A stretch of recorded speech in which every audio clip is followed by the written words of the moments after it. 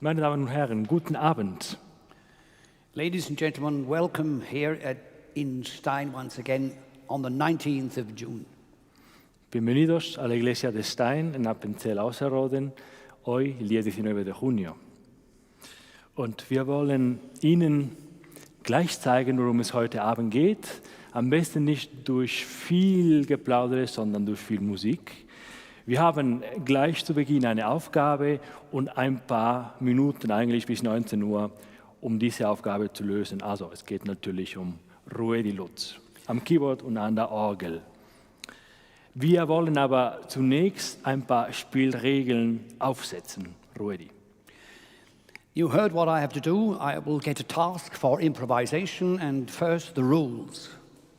So the rules of music, las reglas de la música, ¿qué pueden ser? Una tonalidad, un carácter, un estilo, un compás.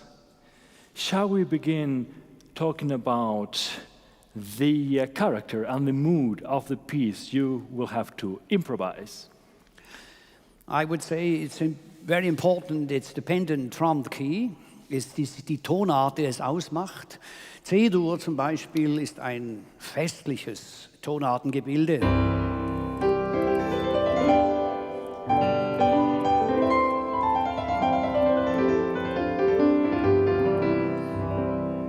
That might be a beginning of a Baroque prelude, but have you another idea of a key? Hast du eine andere Idee einer Tonart? Ja, also das war so Do Major, C-Dur, of course, a very nice and peaceful key.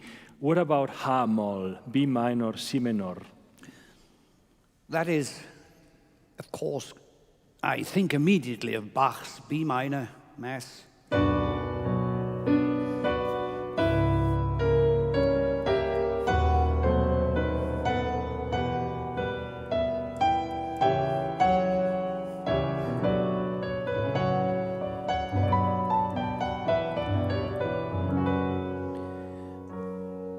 And in a dark, serious manner, Kyrie eleison,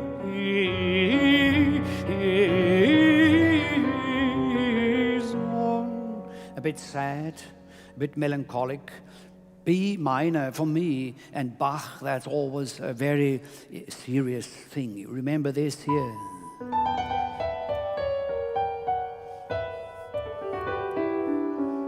A very late prelude by the great master. Would that be something you would like? Well, it's a serious key, but I was thinking about a festive, positive improvisation for today. Summer is about to begin, so I think H-Moll, B minor is a bit too serious for that. What about, I don't know, E flat major?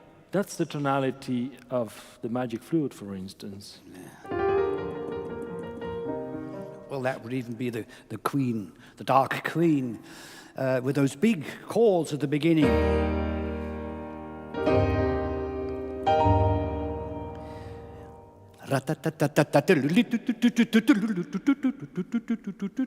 Do you want something like that? I would love something like that. So that's rule number one and number two, because we got the key, the tonality, E flat major, Mi bemol major, S-Dur, and we got the character of the piece. Joyful. Joyful, festive. And now we need a style. This was classical. Of course. Well, we are the Bach Foundation, so I suppose we should kind of stay with Baroque, don't you think? Ich denke, es ist eine sehr gute Idee, im barocken Stil zu bleiben, aber mir kommt natürlich jetzt direkt in den Sinn.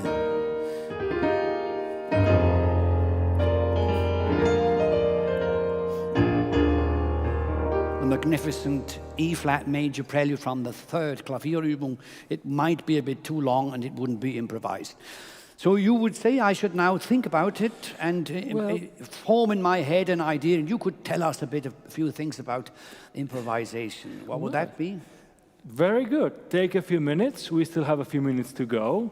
The concert starts at 7 p.m.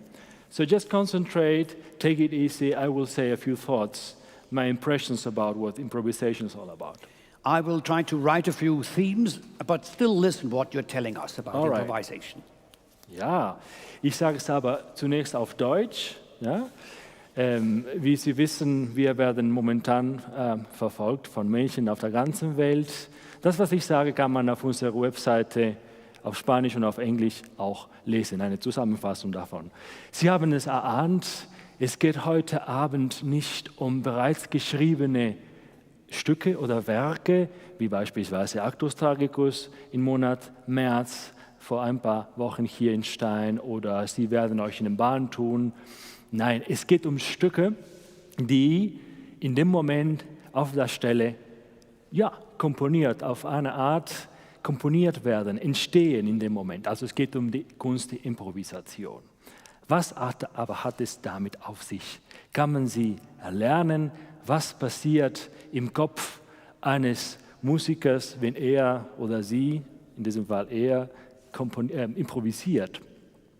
Ja, Fakt ist, die meisten von uns, ob gelernte Musiker oder nicht, können nicht wirklich improvisieren. Das ist eine Tatsache.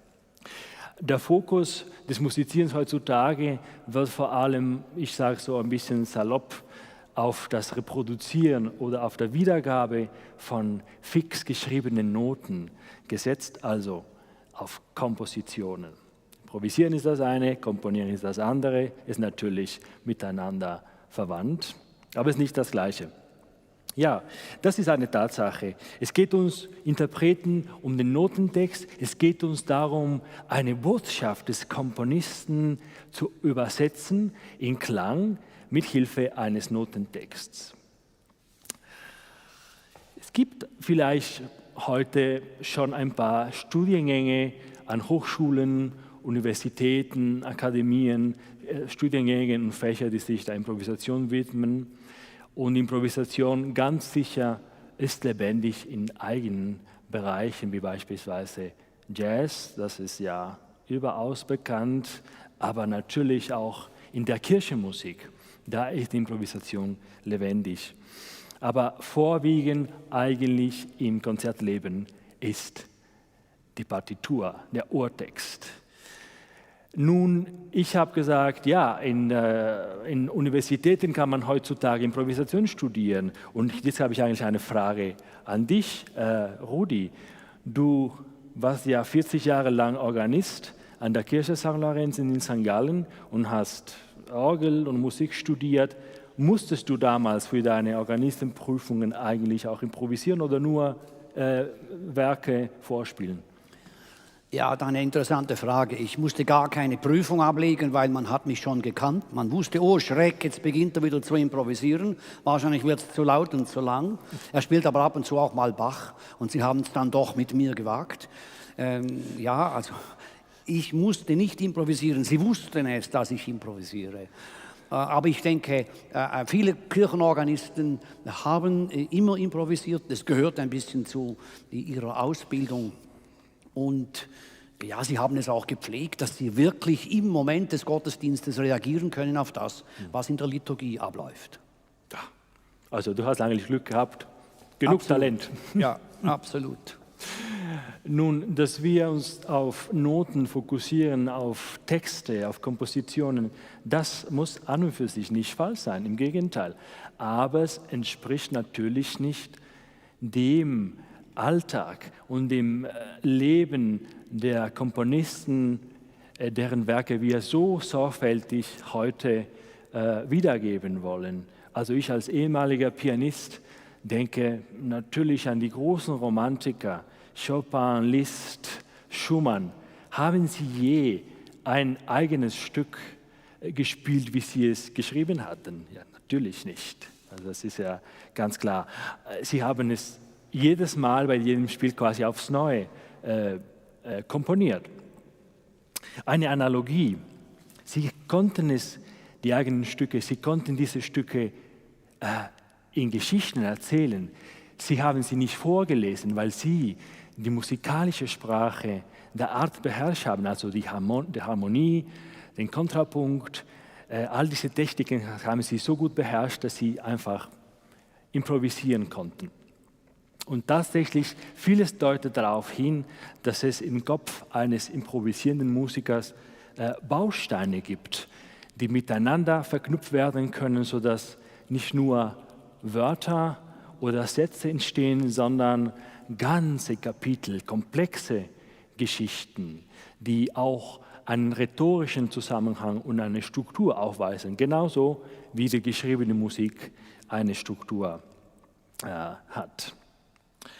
Ja, im 19. und im 18. Jahrhundert gab es sogar Wettbewerbe, nicht Kompositionswettbewerbe, Improvisationswettbewerbe an den Soirees von den Komponisten.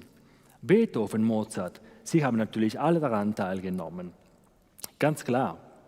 Aber um bei der Verbindung zwischen Musik und Sprache zu bleiben, ja, die Musik und die Rhetorik, beide waren Teil der 7 freien Künste schon in der Antike.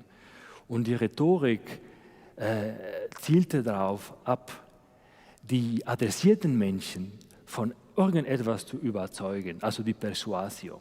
Unter anderem auch durch das Erregen der Leidenschaften. Und die Musik wollte auch die Seele der Menschen bewegen, also sie in unterschiedliche Zustände zu versetzen, also die Affekte. Über Affekte werden wir auch heute Abend viel reden.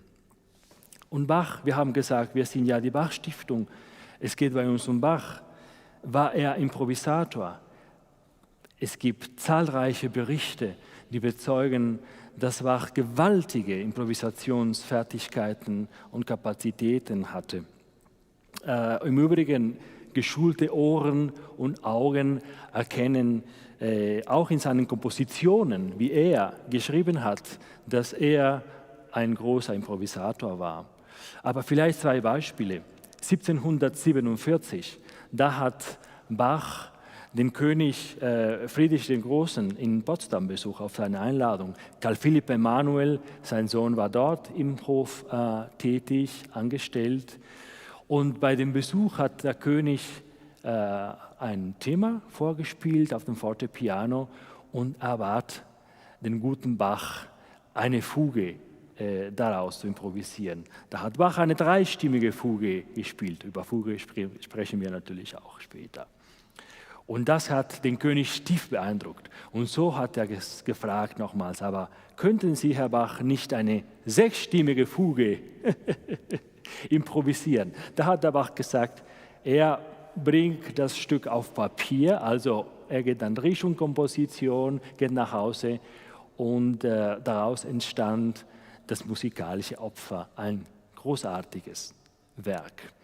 Und das zweite Beispiel, ganz schnell, bevor wir jetzt loslegen mit dem Konzert, 1720, wenn ich mich richtig erinnere, da hat Johann Sebastian Bach den Organisten Reinke in Hamburg besucht. Er wollte eigentlich eine Weiterbildung absolvieren bei ihm und hat vorgespielt. Und nach einer halben Stunde Improvisationen hat Reinke gesagt, der damals fast 100 Jahre alt war und selbst ein großartiger Improvisator, da hat er gesagt, ich dachte, dass die Kunst des Improvisierens längst gestorben wäre, aber ich sehe, dass sie in ihnen weiterlebt. Und das Bach den Reinke sehr bewundert hat, zeigt oder erzählt die Geschichte, dass Bach von Lüneburg bis Hamburg zu Fuß gegangen ist, also über 50 Kilometer, um ihn zu hören. Aber heute Abend wollen wir Rudolf Lutz hören beim Improvisieren. Und so frage ich jetzt mal, are you ready? Yes. Und die Schuhe sind in Ordnung. Yes. I hope that the shoes are all right. So, what did you find out? Cameras, please. This is my invention. I just thought it out and wrote the most important notes down. I can try it now. How does it sound on the piano?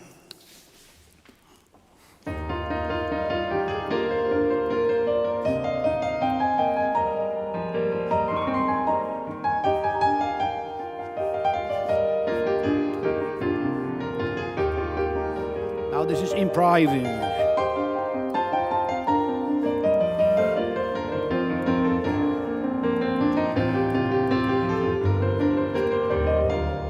This was now improvised. So you hear this joyful theme. Are you happy with it, or must I change it? I'm very happy about it. It fulfills all requirements we set up. And I even could listen what you were saying. I enjoyed it. Multitasking, good. Yeah. Okay. Polyphony. I will now get the stops ready. Perhaps you could do a few little details in Spanish, and then I will start. Well. Sí, queridos oyentes, como pueden ver, Rudolf Lutz acaba de completar su tarea, ha creado un tema en mi bemol mayor, festivo, y ahora lo que vamos a escuchar es un preludio en estilo barroco, con estas características, improvisado por Rudolf Lutz.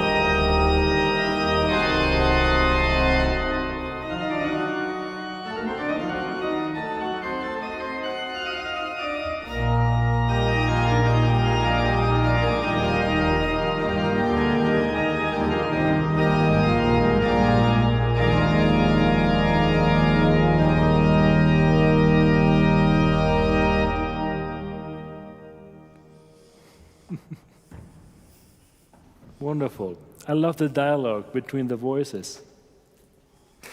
But after a prelude, there usually follows a fugue, right? Yes, that's like if you have a brezel, you need a beer. Or butter. Yes, or butter and beer and brezel. Right. And Bach, perhaps, yes. Have you got an idea for a theme I could take? I have an idea. I have something here prepared for you, and I'm going to give it to you. Let's see if you recognize it.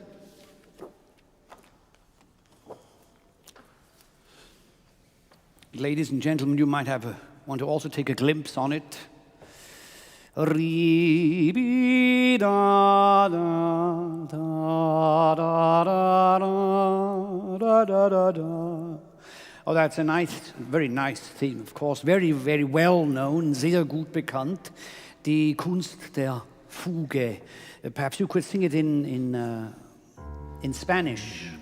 Na, re, la, fa, re, do, re, mi, fa, sol, fa, mi, re.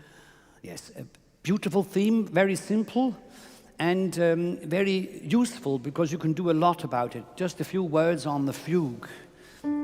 This is the theme with a triad, a leading note, going up here with a little bit of movement. You can take this tetrachord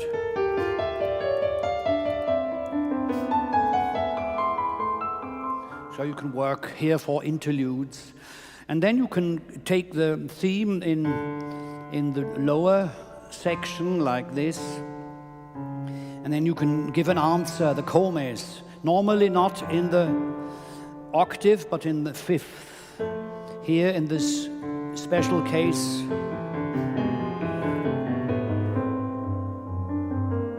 What does the left hand do? It takes a counterpoint. Then I can come here and do the same, but not going up, but going down. Re, da, da. So the inversion. What goes up goes down. Or I can also do an interruption. Here I've got the theme. And do a stretta. The voice hasn't finished yet, and it is interrupted through another voice. Now, Schwan, you are always challenging me. I can also challenge you. We will improvise on this theme, but not a fugue from Johann Sebastian Bach, but I will try to invent it in the moment, and that you really see that I'm not just playing a piece I've learned, but I'm doing it in the moment with all the risks of making mistakes. I give you these 3 cards. Blue is the sky, so the sky is a sopran theme up in the heaven. Green is the green grass, and this would be the bass, and the volcano, the orange one, is the middle voice. And I would say, I would even dare now to start the fugue first in D minor, and then afterwards you cut me off, and then I will change the key. Perhaps you can choose a key for me. Right, right. Here they are. Well, thank you. Can you say something in Spanish? And yes, I can get this I'll say registration? something in Spanish. Tenemos un reto que vamos a hacer ahora mismo. Tenemos 3 cartas. Tenemos la carta azul, que es el cielo, es la voz superior, el soprano. Tenemos la carta verde, que es la hierba, el suelo, el bajo. Y tenemos la carta naranja, que es el centro de la tierra, con la lava, que es las voces centrales. Rudolf Lutz va a improvisar. We'll do it now first in D minor, and then afterwards you can choose a key. En re menor. Okay. Y después tendremos otra tonalidad. I'm ready. You are ready.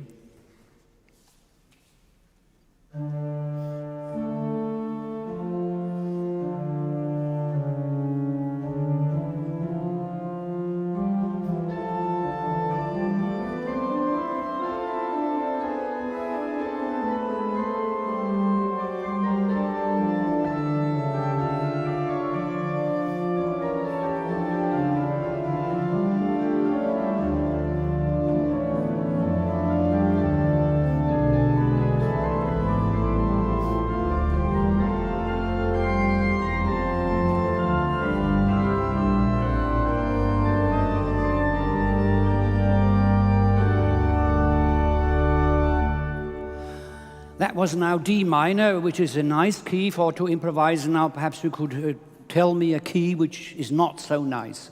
Then I'll try to do another part of a fugue or even the whole fugue. So I'm going to go from D minor to D flat minor. No, we talked about the enharmonic confusion last time. Yes. So instead of D flat minor, C sharp minor. Well, you know where the difficult keys are. Okay, please. Cross fingers or press thumbs, like we say in Switzerland. And now Schwan will tell me how I should play this fugue. And by the way, when you've got the feeling it's now time to finish this fugue, you can take my agenda, which is yellow. The yellow card, you know, in football means the next time you will get the red card. That means Okay, it's time to end. We go to the next task. Maybe we don't want it to end. Oh, please. The Not torture. more than 2 minutes. So.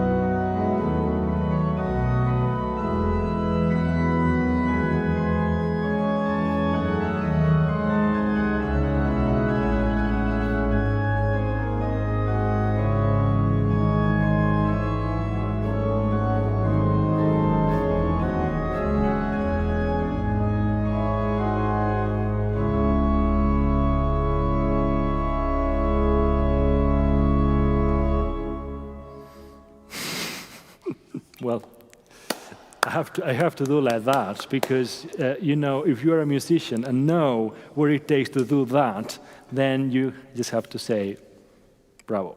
Yeah. We always say in improvisation, no risk, no fun, and C sharp minor is a very nasty key. And I did my best anyway.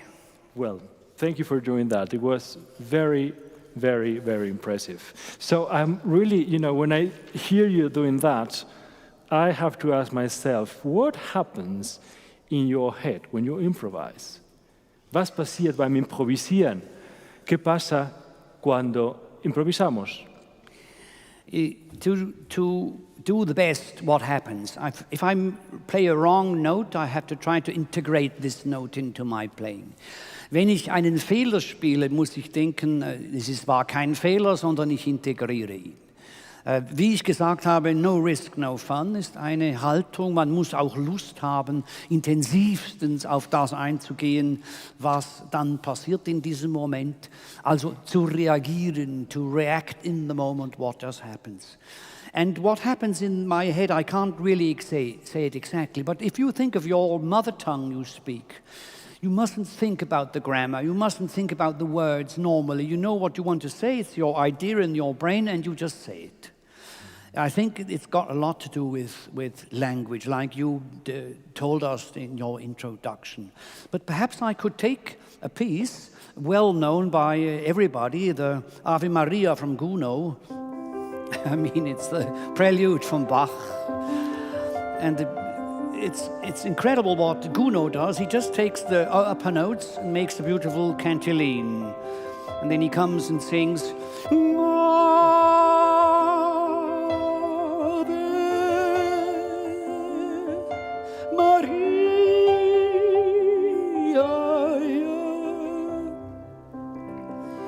and now I can, in this moment, go on like Bach would have done.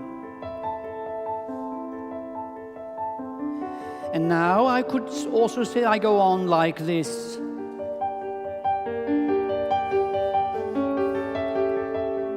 Or even like this.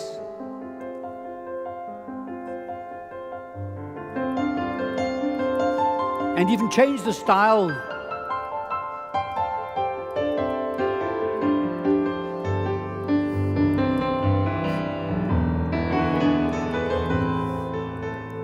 today. First it was Bach and afterwards it was Beatles.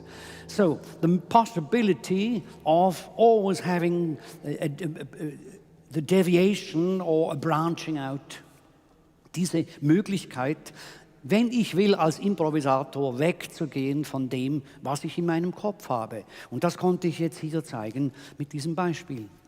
Now, Schwan, perhaps you could also help me now with a little improvisation game. I would play the Bach, start like he wrote it, and then if you want me to go up with a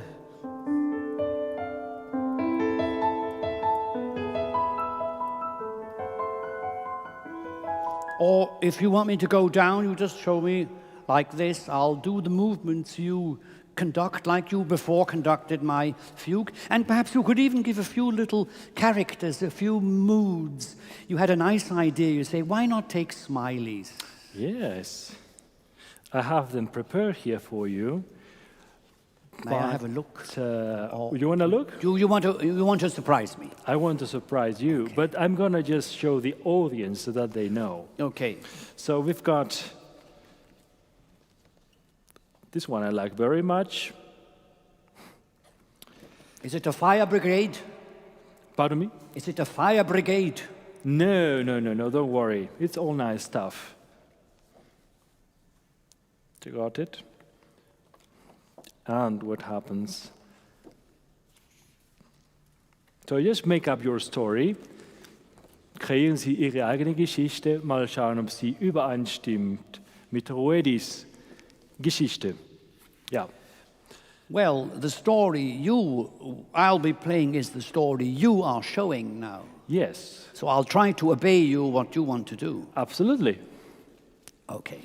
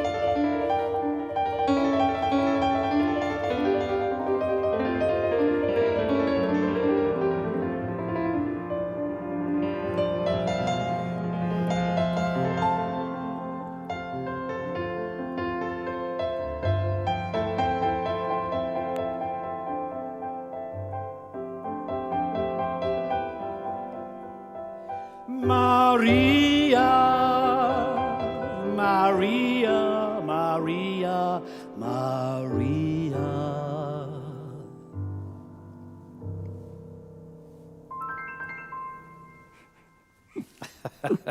Bravo.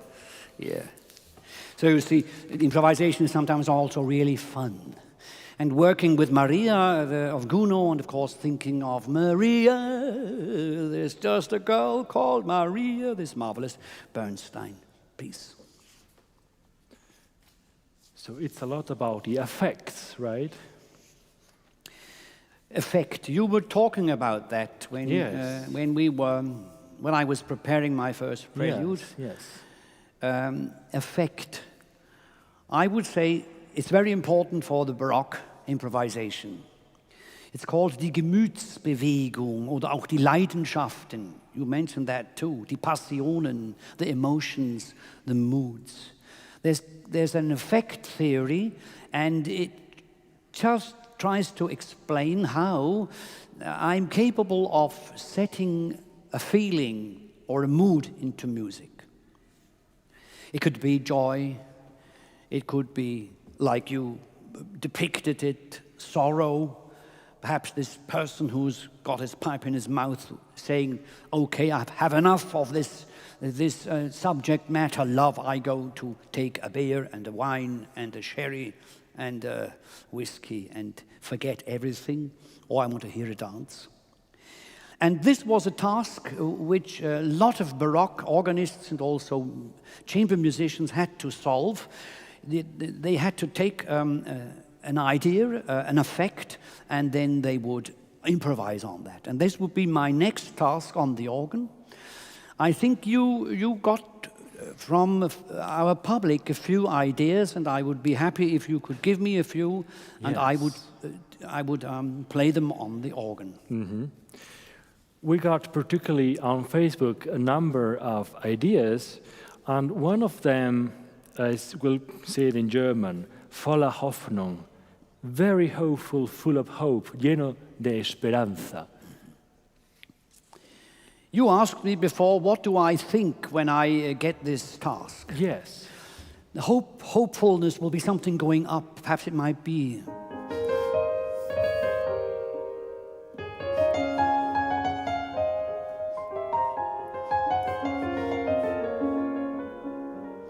Then the sorrows come, I doubt.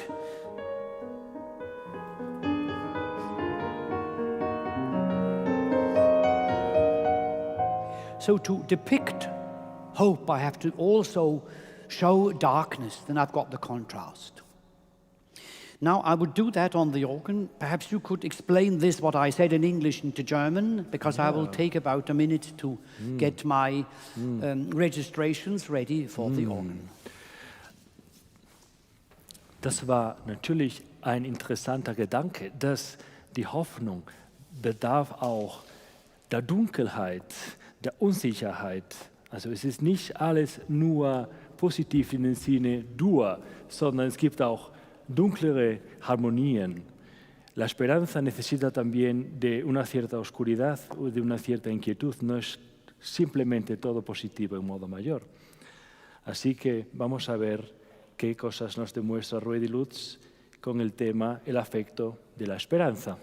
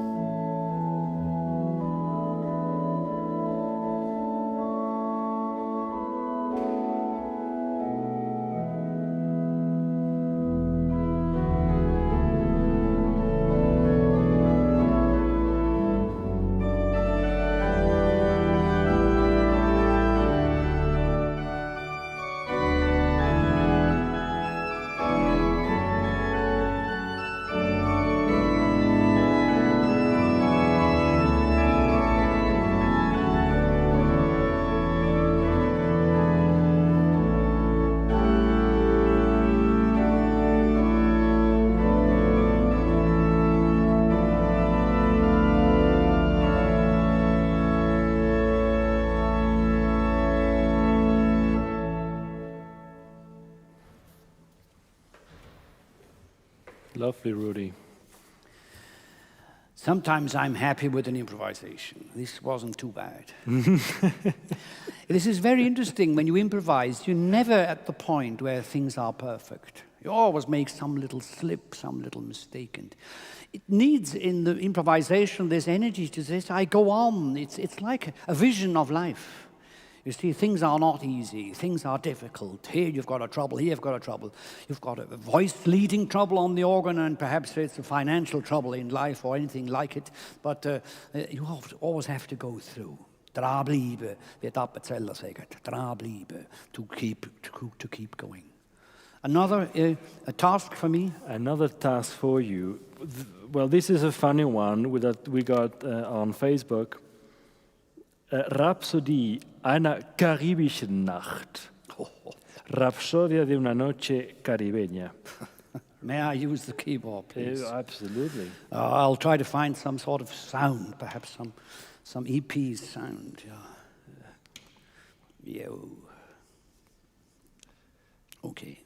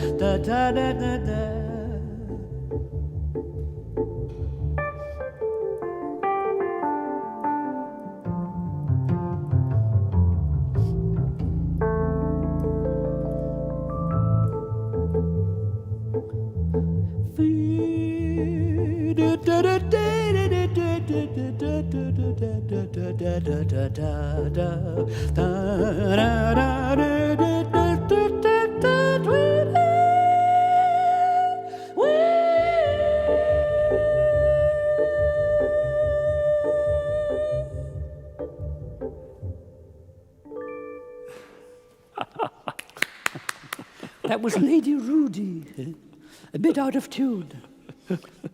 Yeah, have you got another one? Well, I have a more classical one, a Baroque one. I just say it in German. Wie klänge eine Improvisation über den Ärger von Bach, über die Leipziger Verhinderer und Vorgesetzten? Maybe we have to elaborate a bit on that. Just give a bit of historical background on that. So what was going on in Leipzig that made Bach so angry? I know that he was even in jail. Bach estuvo en la cárcel. Well, he was in jail, not in Leipzig, but in Weimar. He just didn't do that what his Fürst wanted from him. He just said, I want to go to Köthen. And the Fürst said, no, you can't. And Bach said, I want to go. So he was very stubborn. So I would improvise in a stubborn manner. That might be the effect. What is stubborn in Spanish? Tozudo. Bach era tozudo. Okay. Stur. Stur, yeah, that's good.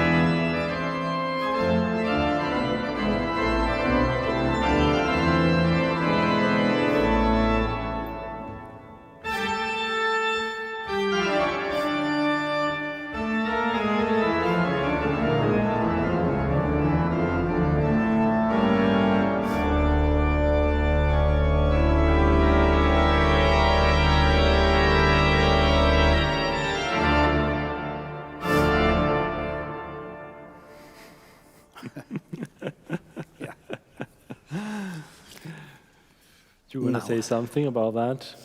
I think you heard it. I was quoting the toccata, I was using Buxtehude things going,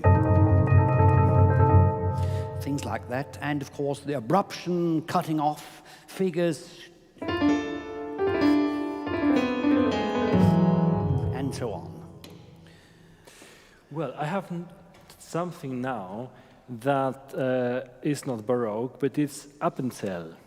We got a very nice message from a dear friend who is going to move part-time back to the region of Appenzell.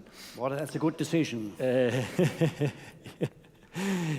And so she said, if you could improvise something on the theme, zurück in die appenzellische Heimat, back to the Appenzell, what would you say?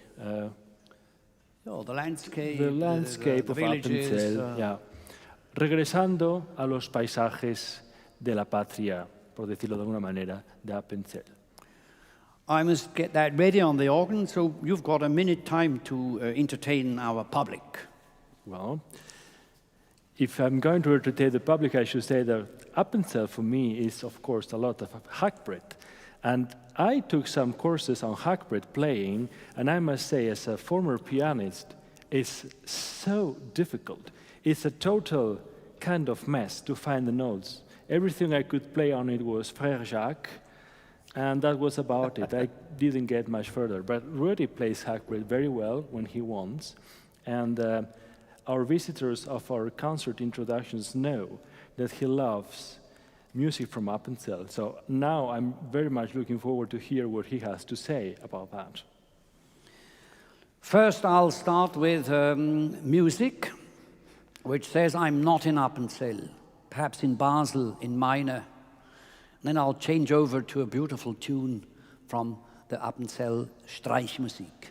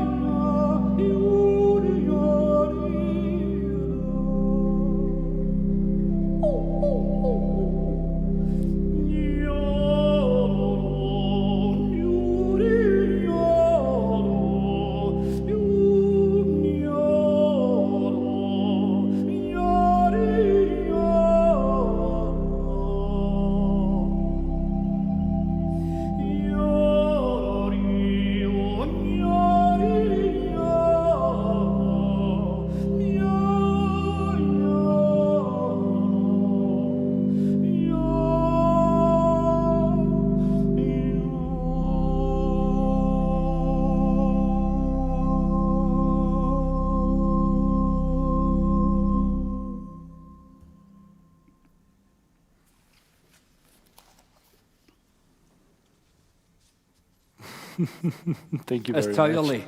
Or as rukusali, like we say. I can't translate that. Totally, well, it's this slow song where you've got a lot of chords. When the people are in the restaurants, they don't only yodel, but they sing gradhebe, they keep the harmonies, and it's very touching. The decrescendo is always marvelous. Yeah.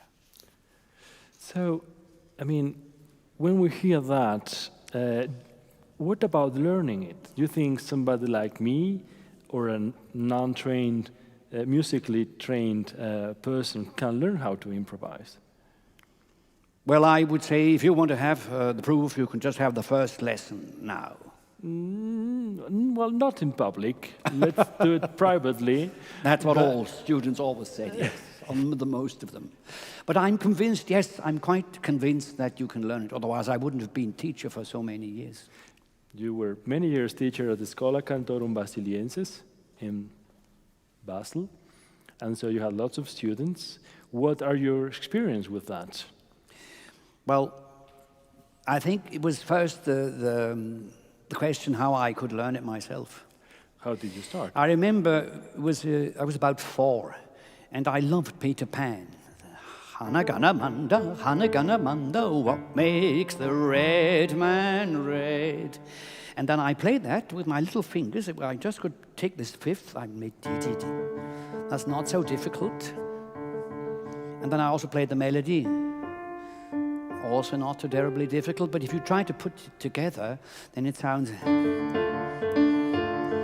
The coordination of the hands, it was so difficult. I tried and tried and tried and tried and had a temper and slashed down the lid of the piano, and then in came my mommy and said, "What's that?" Well, I went on practicing, and I learned it. I had to have this commitment to do it. I wanted to do it. Bring that what is in my head onto the keys. Then I was in church, and I learned all sorts of Chorale Vorspiele. I played Bach. I tried to copy that, of course, not in the same quality. My teachers said, yes, do it. It's a good idea. And that's how I got in. I played a lot, like I told you, in the church. I was feared by playing very loud and long improvisations. That's also a normal illness of improvisers. They just play too loud and too long.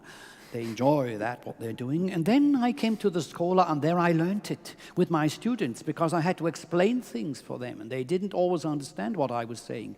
And that was my great chance, sort of to refine this. I've been working 25 years at the Schola. We've got a big class, and my successors, 4 professors now, are working with their classes. And I'm really happy when I look back what has happened. Because that's what you said. A real musician is not only the one who reproduces music, but also finds his music himself. I mean, if we think of Bach, we think of Mozart, we think of Bruckner, we think of Beethoven. They all composed a lot. They all played a lot of music. They were always on stage, and they sort of were great technicians, also great piano players.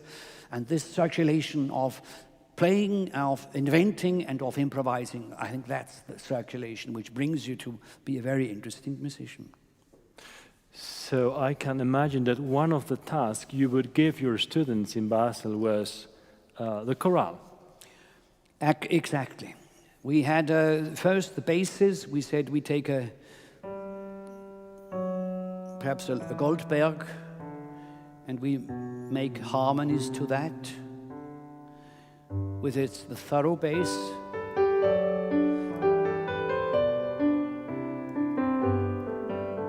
You can take triplets. Da, da, da, da. And the chorale is one of the very important things. I say I take a Aus tiefer Not schrei ich zu dir, that I make an accompaniment.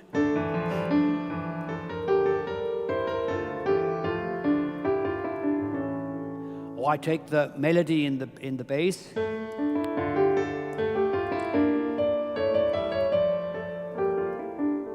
Or I make a fugue with it.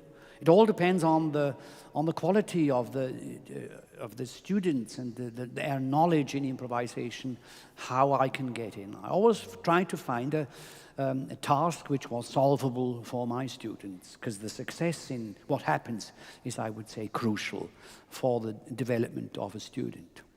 The chorale, yes, that's a great idea. And perhaps we could now even play a few chorales in different ways, with the cantus firmus in a soprano or in the bass. Have you got a proposal for me? Well, I have a few ideas. Of course, performing a Bach cantata every month, we hear lots and lots of chorales. I have one particular in mind which might suit the bass well. I have great memories of the Wartburg and Nun danket alle Gott. Remember when you performed the Luther cantata of the Wartburg? I think that was Ein feste Burg. Ein feste Burg ist unser Gott. No, we perform Nun danket alle Gott.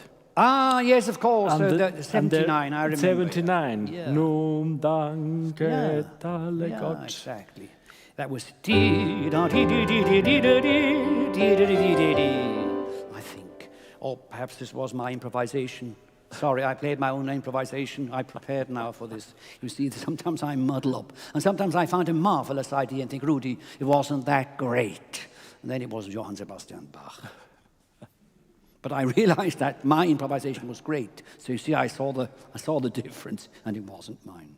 Okay, now you could choose. You could have Ein feste Burg, or you could also have Nun danket alle Gott. They're both very fine for the bass. Well, I would like Nun danket alle Gott. And in which key? In F. In F. Okay, that's nice. That's Say something just to the wait. public. I must get the registration ready. Yes, Nun danket alle Gott. I remember very well, I think it was 2017 when we performed that cantata, BWB 79, and that was just before Rudi performed for the first time his Luther cantata at the Wartburg, where Luther himself was, not living because he was actually imprisoned there. So I have great memories of that chorale, and that's why I thought it might be a good idea to hear it today. So let's see what happens.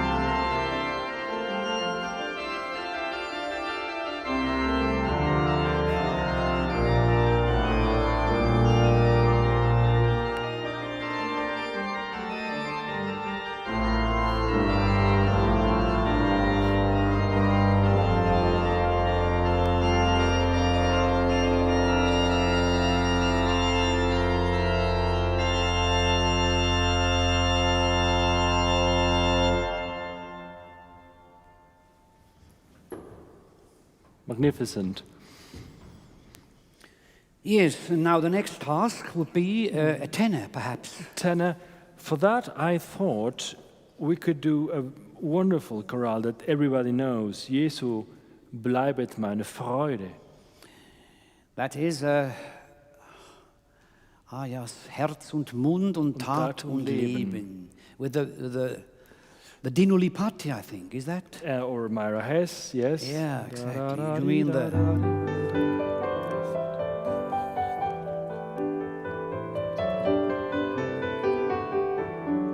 This is this beautiful voice which is leading through the whole piece. It's like this ostinato Jesus. He's here for me. He's always here for me. He's soft and he's very kind. Like I think last time you were talking about the different pictures of Jesus in the Bach. This is one of the beautiful ones. And then, of course, a tenor, I could play that with a stop. I could ask you to play it, but I could also sing it. And I think I'll do this third version, if you don't mind. Please, a few nice tidbits for our public that I can get the organ ready. You remember these knobs here. For organists, it's clear. They give a sound. This is the soup bass, would be like this. So I'm playing it with my feet. Then I can take higher voices, or I can take the reeds. And so I've got certain sounds, higher, lower ones, and I can combine them, and it's actually like cooking. And so I'm getting my menu ready, the mise en place, and that's why I need entertainer Juan Castillera. Bueno, está claro que mientras que Rudolf Lutz registra el órgano, se necesitan unos pocos segundos. Y lo que digo ahora es el coral Jesu bleibet meine Freude, Jesús sigue siendo mi alegría, que es un coral muy conocido, sobre todo gracias a las transcripciones para piano de Mayra Hess y que todos los pianistas han tocado alguna vez. Entonces, este va a ser el cantus firmus para el coral, para el tenor, quiero decir, que Ruedi cantará. And this is not a vox humana. A vox humana is a stop on the organ, but it's a vox lutzana. And I will just sort of sing it as if I would be an organ stop. So with a but I'll try to make it a bit nicer. And I might change in the middle of the piece, go off from Bach, just improvise a bit, shorten it perhaps.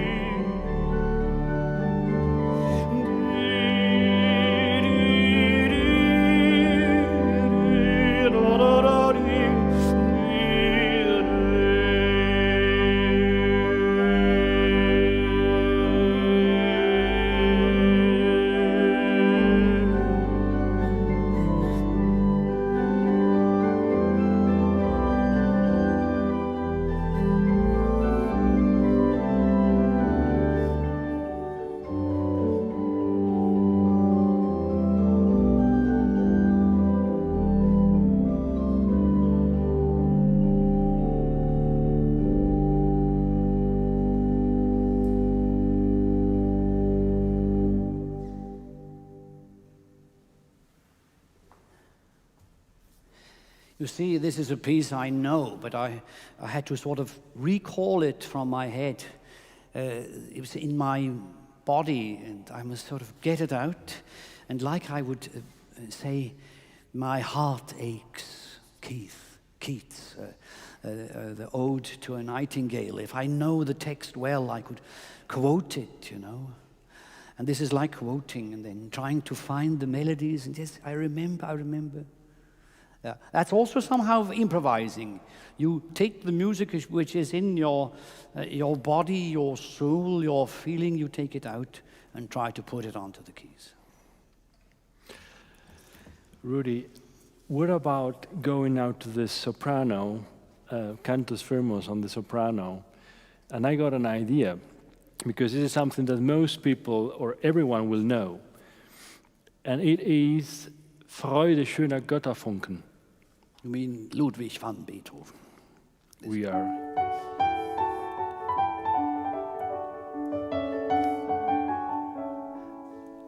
You mean Haydn? Yeah, I could play it. I could play it a bit in a sweet way, perhaps not this. Would that be an idea?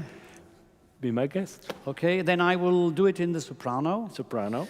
Please, something for our public, and then I can get my stops ready. Can I choose a key? Yes, you can. Oh, I would love to hear that in G flat major. Okay. Cameras, please take a look that you In sol bemol major. you at home really see that I'm playing. You said G? G. G flat or? Flat major. That is Gestur. Gestur. Gestur, yes. Sol bemol mayor. Okay. Yeah. Well, you know, if we make it too easy, then it's too easy. Tenemos que aprovecharnos del hecho de que Rudolf Lutz puede tocar, improvisar en cualquier tonalidad, porque no todo el mundo puede. Entonces, ya que puede, le ponemos una tonalidad con muchos bemoles, pero yo creo que lo dominará. Vamos a ver. Okay, I'll do it in a very sweet little manner.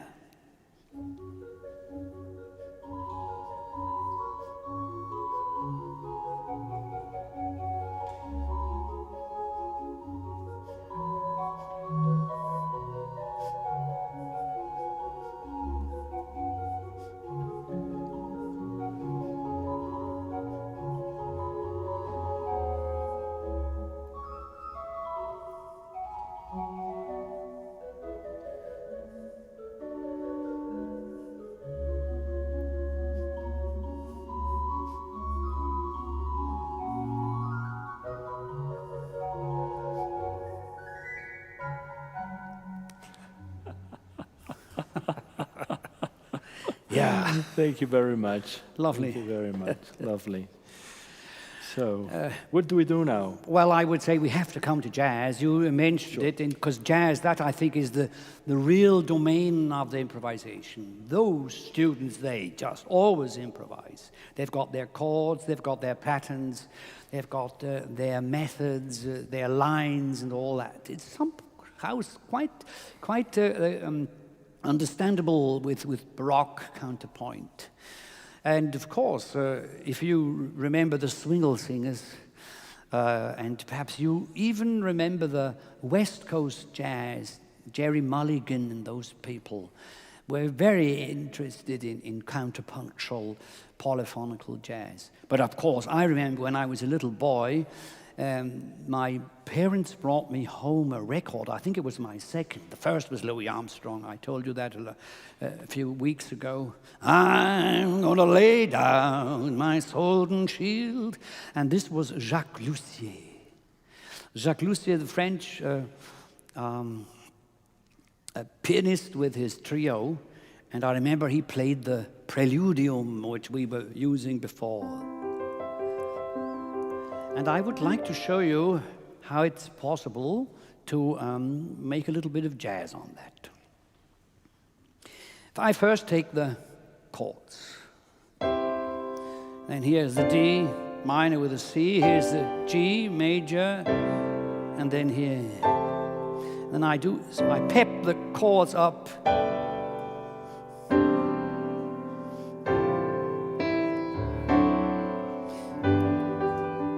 Remember?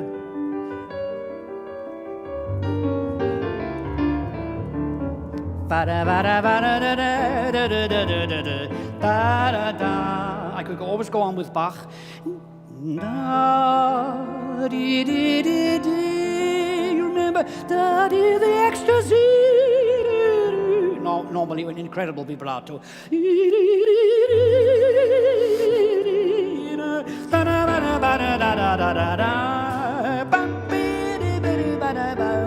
And on and so on.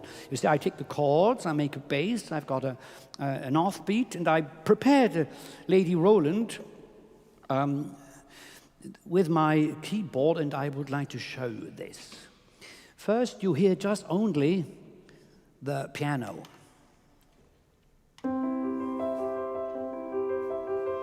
To be sure I'm in time, I take the metronome. And now I go on jazz. What a pianist might play.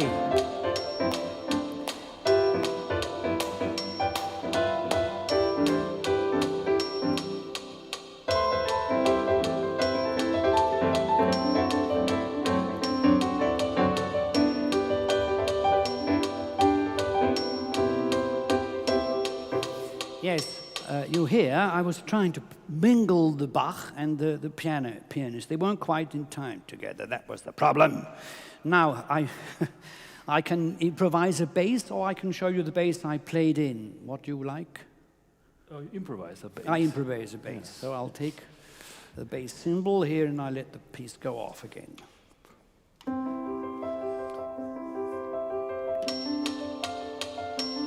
Then you can control me if I'm really fine with my playback.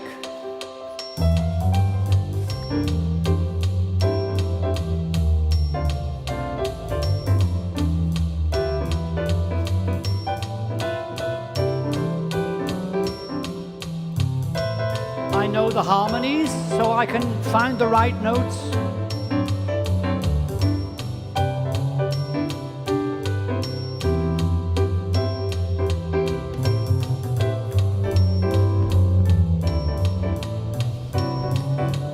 So on, yeah. And then I had an instrument with me, a saxophone, and this sounds like this. Let us hear Jacques Roland et ses escrocs. Here we are.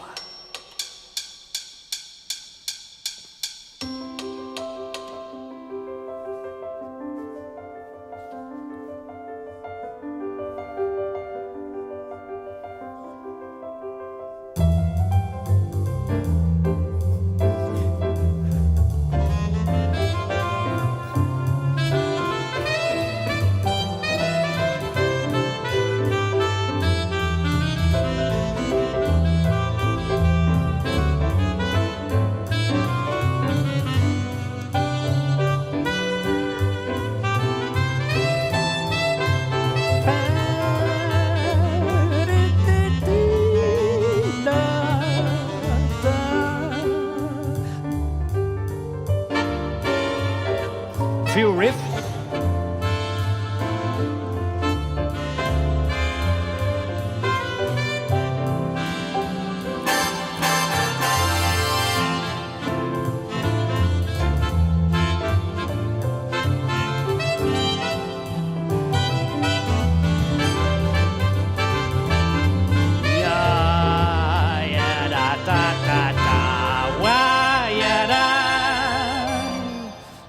When I was a little boy, this was always my dream. You see, I'm still a little boy in some way.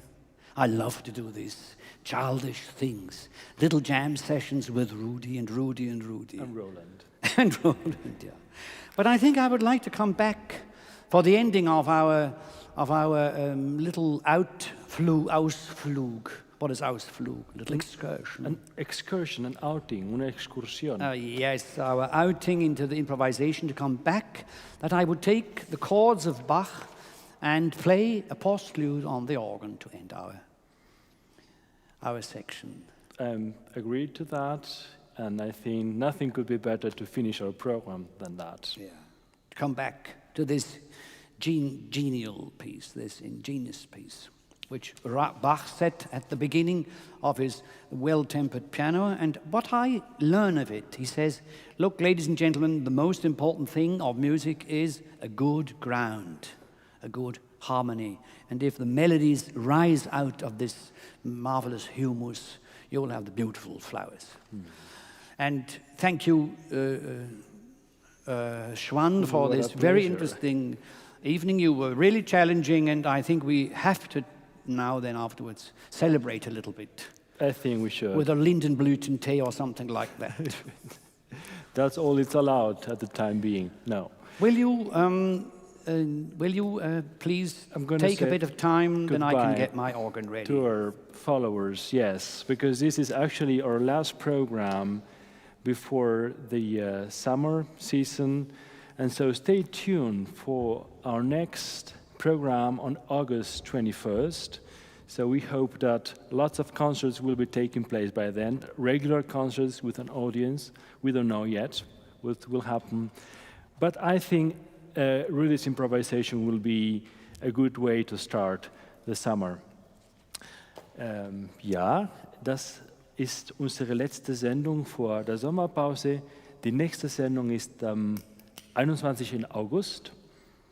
Wir wissen noch nicht, ob dann schon Konzerte mit einem Publikum stattfinden werden, aber wir werden zuerst den Sommer genießen. Que disfrutemos del verano con esta pieza de Rudolf Lutz. Muchas gracias.